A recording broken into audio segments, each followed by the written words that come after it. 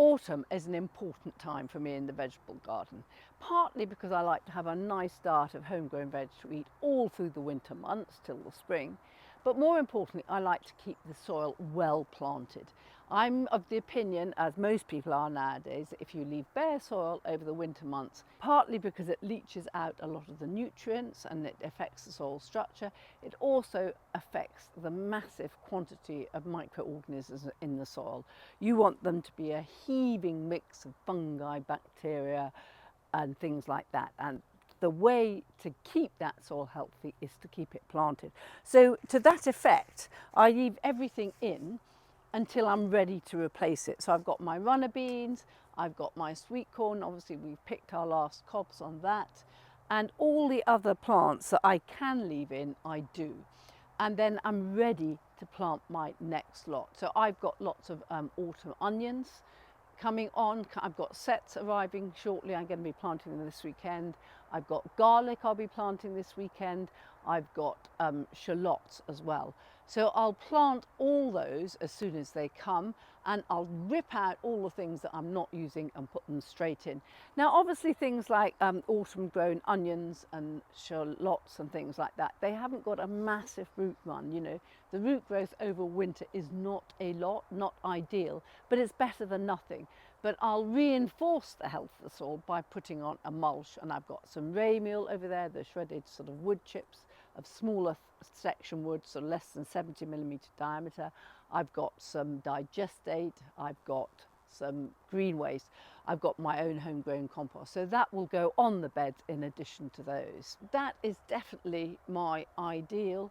All this time here, you see, that is wonderful to pick over the winter months. And I can just see some globe artichokes that are almost ready for picking now. Now we picked them earlier. I then cut them down when they died back, probably in August, because the leaves die back down to the ground. I cut them down, and because it's been so wet, I suppose, they've shot up and produced more artichoke heads. I'm just going to cant you through a few of my winter favourites. Now probably my all-time favourite is watercress. Now this is watercress. I picked a massive bunch of it at the weekend, this sort of size bunch. I couldn't get my hands together, and I made a lovely watercress pesto. Now most people think that watercress needs running water, but it doesn't. And a lot grown commercially isn't even grown in running water. I think there's some sort of dispute over whether you can call watercress if it's not grown in water, but for our intents and purposes it does grow in water, it does grow in a bed, and it tastes just as good. With this raised bed, I put it in some time ago. The pigs are waiting for their breakfast, in case you'd wonder what that noise is.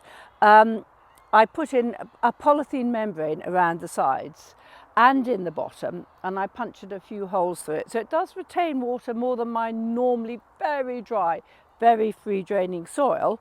And as you can see, since my cutting, actually it was on Sunday I cut it, which was yesterday, it's grown a fair bit, so I could get another big bunch. Now the reason I put this over it is I just wanted to boost it on.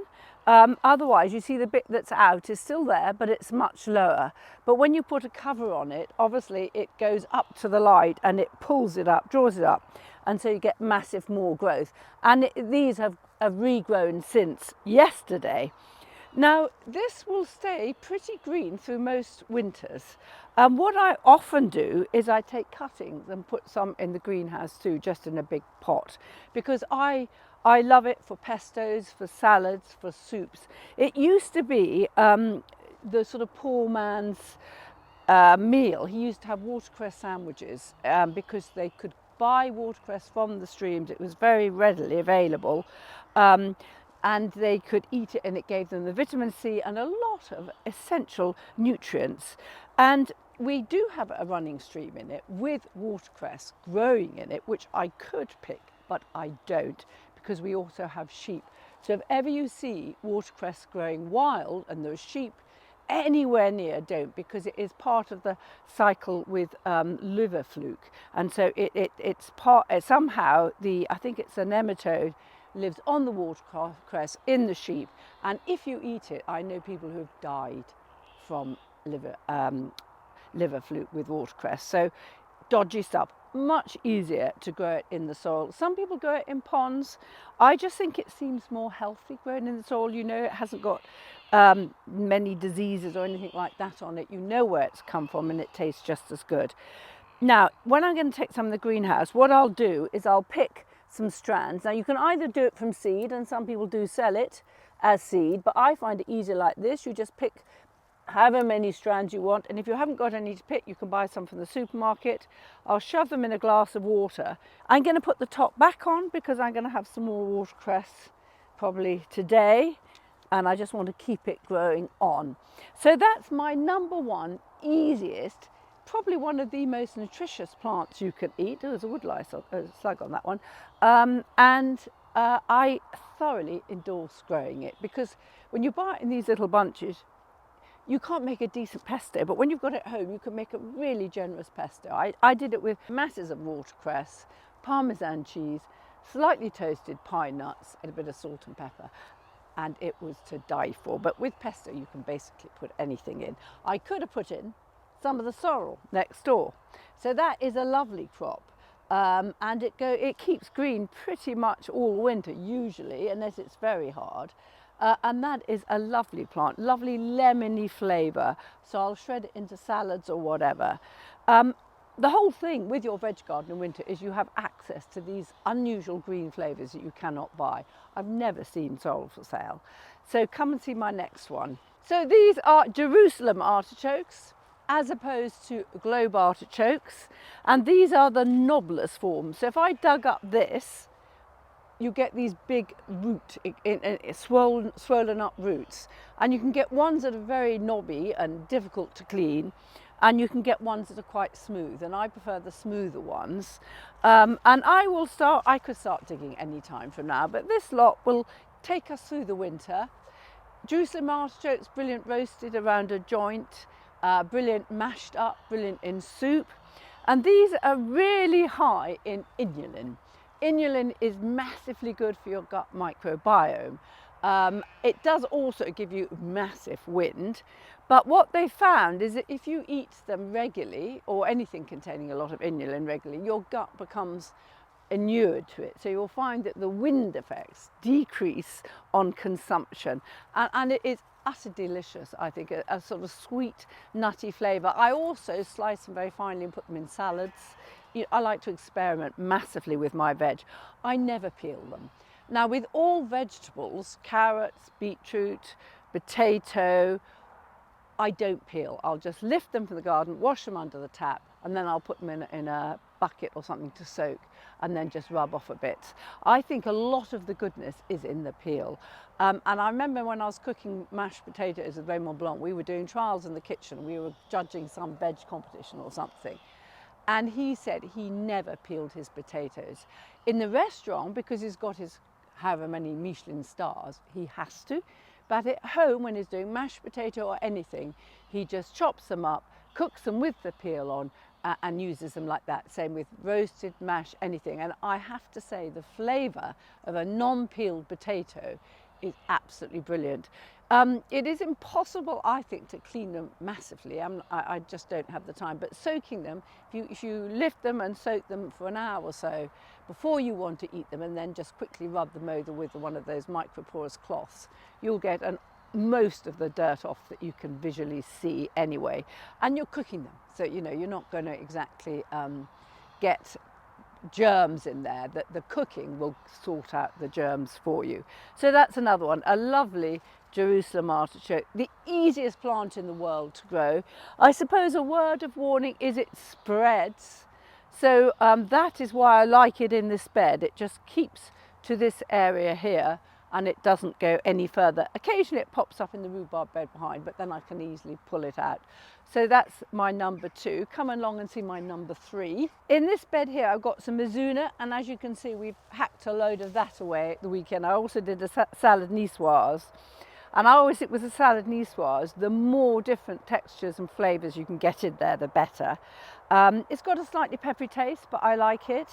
And then we've got some Swiss chard here, the red one, which looks nice. I have to say it does look a bit attacked by the slugs, but I'll pick these off and that will encourage some more leaves to come up.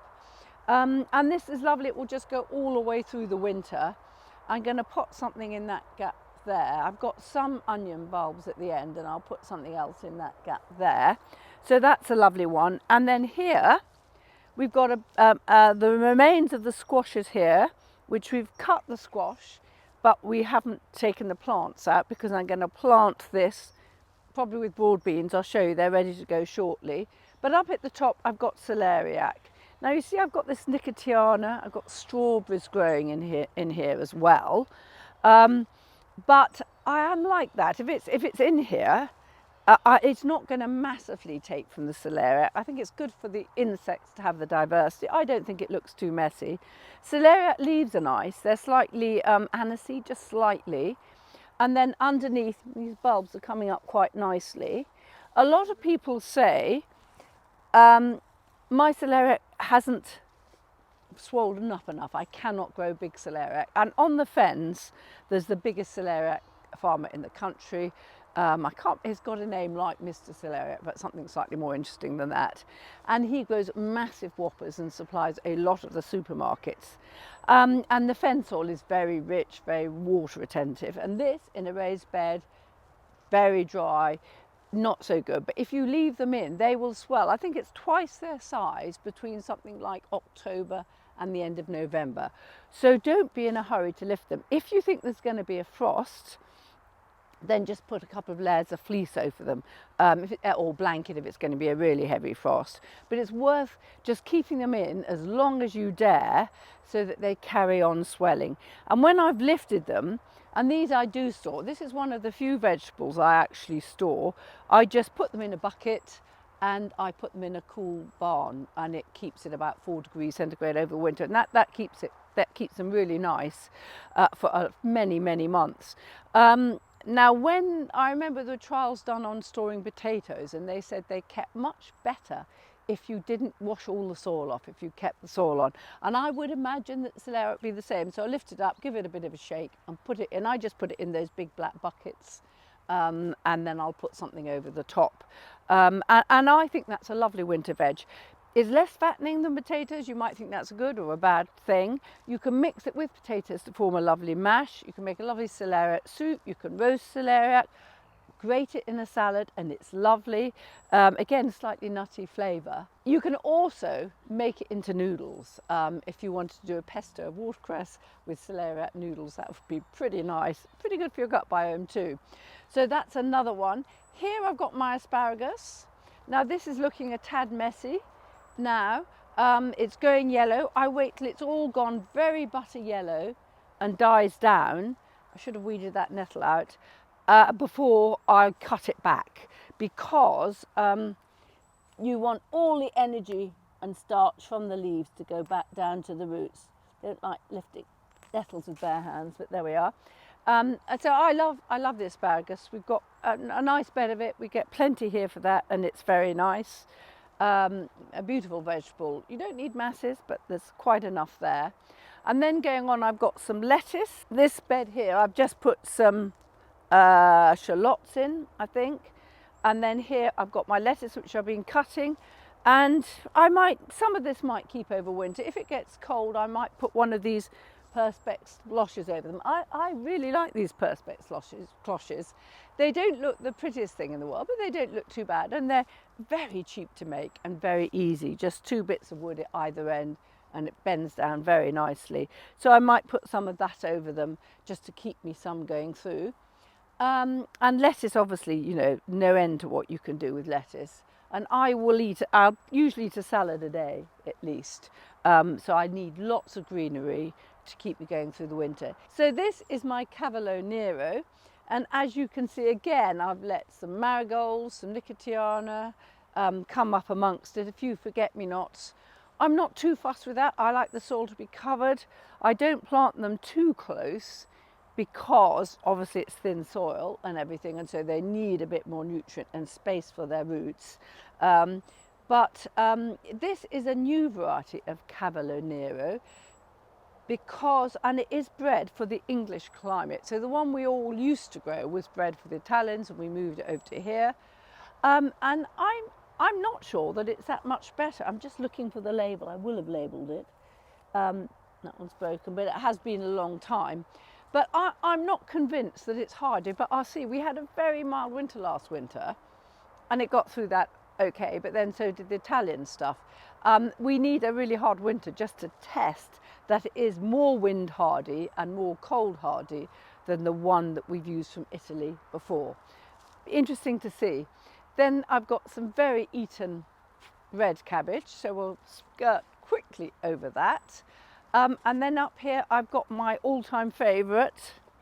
So I have put some garlic in there, and up here I've got my all-time favourite perpetual spinach. And this I love. It will go on hopefully the whole of next summer. Hopefully it won't bolt.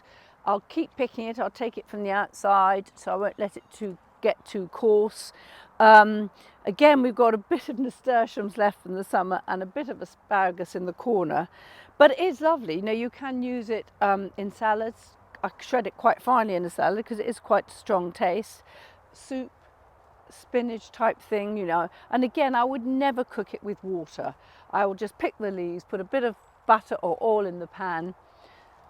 When I say never cook it with water, I don't immerse it with water. In fact, with this, I wouldn't put any water in, just a bit of butter or oil, keep turning it round. In a few minutes, it will wilt. And then you will still have some vegetable juice to drain away if you don't want it soggy. When I'm cooking my other vegetables, carrots, parsnips, I would never boil them. I'd never boil them traditionally in water. And this again is something I learnt from Raymond Blanc. He says he always just puts a bit of butter or oil in a pan, chops up the carrots, be it or cabbage or sprouts, into little pieces, and then he adds a bit of pepper and salt, and then about a dessert spoon of water, that's all, and then he tosses it quickly, and it cooks the vegetable in that emulsion of the oil and the water and the vegetable juices, pepper and salt, and then you don't drain or anything, then you just serve it with that tiny bit of emulsion. So I don't peel them, I don't boil them in water because I think that just takes everything away, including the flavour. And I cook them like that, and I do that with just about everything, be it swede. I don't boil anything in copious amounts of water. I only make little emulsions. Obviously a lot of carrots and parsnips you roast and wok or whatever, so that's different again. But anyway, perpetual spinach, lovely, lovely crop. Now my broad beans are obviously a wonderful overwintering vegetable. They're in the greenhouse. We'll go and have a look at them. I sow them up out of the way of mice because I don't want them to eat all the seeds, which they will do if you don't protect them, or certainly here they will do. And they will go, some will go outside in these beds, some will go in my polytunnel, and I'll pick some as little ones in their pods, and I maybe just very quickly cook and put in a salad, or quickly cook and put them as a dish on their own. There's so many things that you can do with them, or you let them get bigger and you shell them, and some people when they get really big even take the little jackets off the broad beans. I think I did it once and I just did not think it was worth the effort. I just don't have that much time, but I love broad beans. Important thing with broad beans is as soon as they start to go up, you just pinch out the tops when they've got to a certain size if you see any hint of black fly, and by pinching at the tops you won't get them infested by black fly. Come and have a look at them. Here I've got my parsnips. These went in very late, but I'll leave them in, and they will go on swelling. They've still got lots of foliage, and we're now nearly the end of October. These are an F1 variety, much easier to germinate, much easier to get established. They always used to say that you never lifted your parsnips until we'd had the first frost, because then the leaves die back, and in doing so take the starch and flavour back down to the root at the bottom. But I find most varieties of tomatoes are so sweet anyway, but if I was desperate and I wanted a parsnip before the frost, and last year, let's face it, we hardly got a frost, so you'd been waiting all winter. So if I will lift one before, and I think they're pretty good. Beautiful roasted, and these new F1 varieties, Gladiator and Countess, are two of the ones, the first ones, have really revolutionised germination of parsnips because they're have got that F1 hybrid vigour. It means if you don't sow them till maybe, I think even the end of May, I might have sown these at the end of May, when it's warmer, they will then germinate quicker and get going. The problem with parsnips is, in common with, I think it's parsley and carrots, they are not fully formed seeds when you get them in the packet. And when you put them in the ground, they need another 2 weeks in the ground for the seed to fully mature, and only then does it start to germinate, and that might take another 2-3 weeks. So if you were sowing them in February, March, which is when traditionally you were told to do so, and we have massive rain, they're in the ground for 4 or 5 weeks before they're germinating, they're subject to all sorts of problems, slugs, mice, any number of things. You can get a very low germination percentage. So with these F1 varieties, that makes all the difference. So I just stick to those. And all of these will stay out all winter till I've used them. I might let the odd one bolt at the end because the flowers are so pretty. And then the carrots they do look a bit of a weedy crop, but they went in quite late. And I will obviously leave them there. If we get heavy frost forecast, I'll do what the farmers do and cover them with straw or mulch or fleece, so they don't get damaged by the frost. But I will not be lifting and storing any of these crops except the celeriac. I don't have the time, and they last pretty well in the ground. Now the broad beans. So here are my broad beans, and they are germinating quite well. If I lifted one of those up, I bet the roots coming right out of the bottom. It's very fragile set up. Well, I daren't lift it up because it's balanced very precariously. But you can see the mice can't get at them because of the overhang.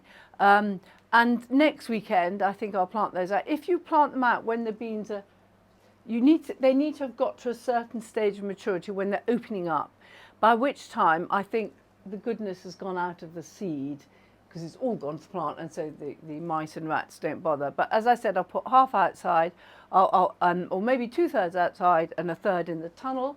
And they do come significantly earlier, obviously, in the tunnel. They grow up very tall because the light pulls them up. So you get these massively tall broad bean plants.